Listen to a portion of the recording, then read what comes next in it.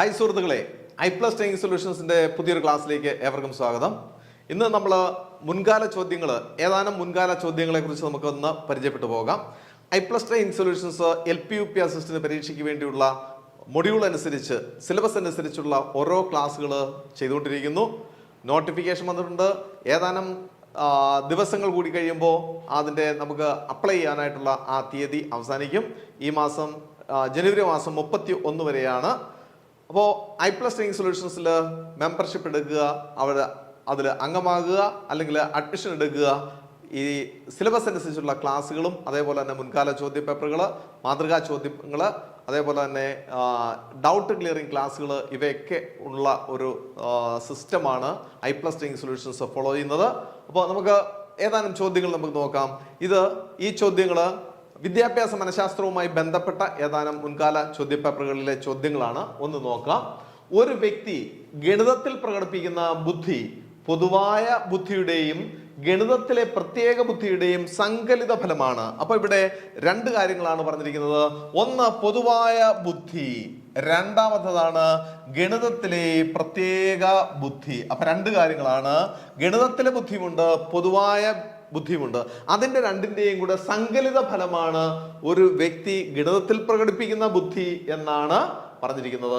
ഈ പ്രസ്താവന താഴെ പറയുന്ന ഏത് ബുദ്ധി സിദ്ധാന്തവുമായി ബന്ധപ്പെട്ടിരിക്കുന്നു?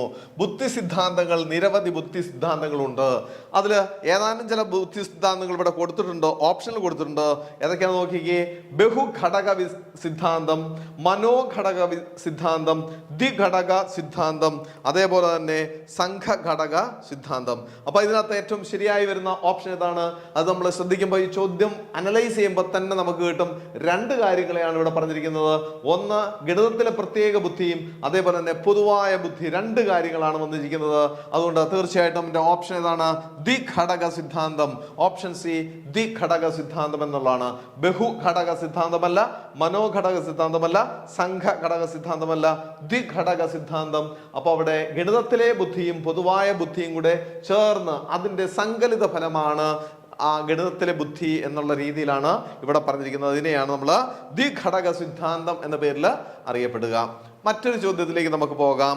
ഒന്ന്, സമജാത ഇരട്ടകളിൽ ഒരാളുടെ വ്യക്തിത്വം മറ്റേയാളുടെ വ്യക്തിത്വമായി സമജാത രണ്ട് തരത്തിലുള്ള ഇരട്ടകളുണ്ട് നമുക്കറിയാം. ഒന്ന് സഹജാത ഇരട്ടകളുണ്ട്, ഒന്ന് സമജാത ഇരട്ടകളുമുണ്ട്. അതായത് ഒരു കുഞ്ഞു ഉണ്ടാകുന്ന സമയത്ത്, അപ്പോൾ ഒരു മെയിൽ ഗമേറ്റും ഫീമെയിൽ ഗമേറ്റും, ആൺ പെൺ ഗമേറ്റുകൾ തമ്മിൽ സംയോജിക്കുന്നു. അങ്ങനെയാണ് സിക്താന്തം അല്ലെങ്കിൽ സൈഗോട്ട് ഉണ്ടാകുന്നത്. ആ സൈഗോട്ട് ആണ് ഡിവൈഡ് ചെയ്തിട്ട് എംബ്രിയോ ആകുന്നത്, ഭ്രൂണമായി മാറുന്നത്.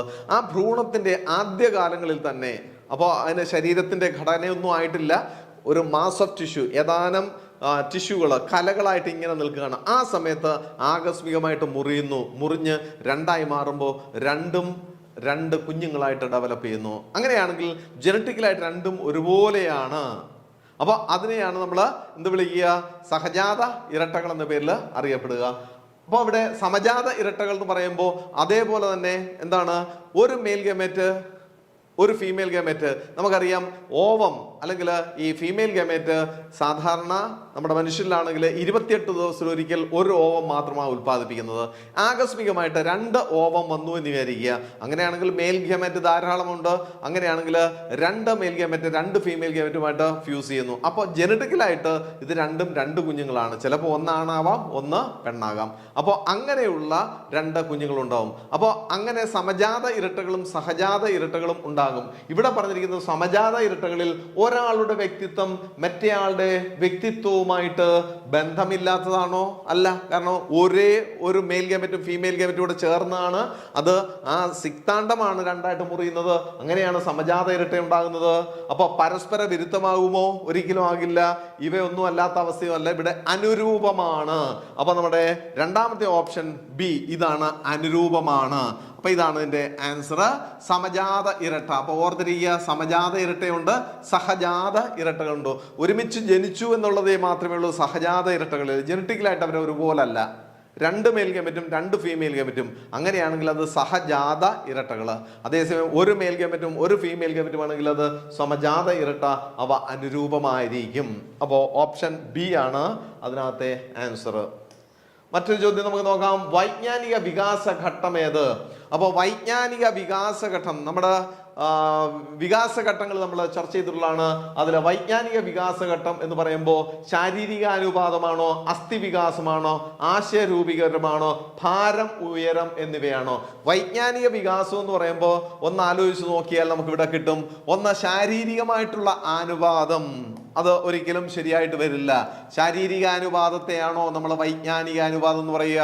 അല്ല, വൈജ്ഞാനിക വികാസഘട്ടത്തിൽ ചേർന്ന് വരുന്നതല്ല ശാരീരിക അനുപാതം. അസ്ഥി വികാസം അത് എന്താണ്? ശാരീരിക വളർച്ചയുമായി ബന്ധപ്പെട്ടാണ് അല്ലെ? അസ്ഥി വികാസം എന്ന് പറയുന്നത് അത് ശരിയായിട്ട് വരുമോ?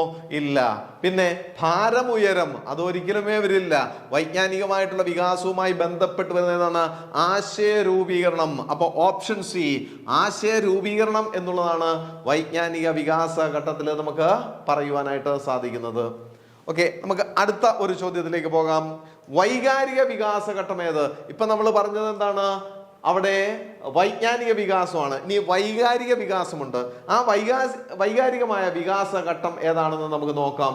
അത് ഏത് ഘട്ടമാണ്? വൈകാരിക വികാസ ഘട്ടം എന്ന് പറയുമ്പോൾ ഒരു ശിശു ജനിച്ചു വലുതായി വരുന്ന ആ ഒരു മുഴുവൻ കാലഘട്ടങ്ങൾ നമ്മൾ പരിശോധിച്ച് നോക്കുക.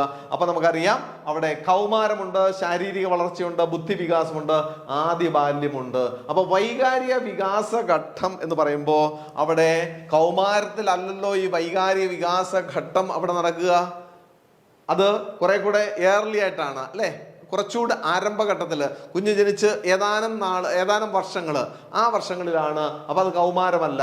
ശാരീരിക വളർച്ച എന്ന് പറയുമ്പോൾ വൈകാരിക വികാസ ഘട്ടവുമായിട്ട് നമുക്ക് അവിടെ ചേർത്ത് പറയാൻ ഒക്കത്തില്ല. പിന്നെ ബുദ്ധി വികാസമുണ്ട്, ആദ്യ ബാല്യമുണ്ട്. ബുദ്ധി വികാസവും നമുക്ക് പറയാൻ പറ്റില്ല, വൈകാരികമായിട്ടുള്ള കാര്യമാണ്. അതേതാണ്? ഏത് ഘട്ടത്തിലാണ്?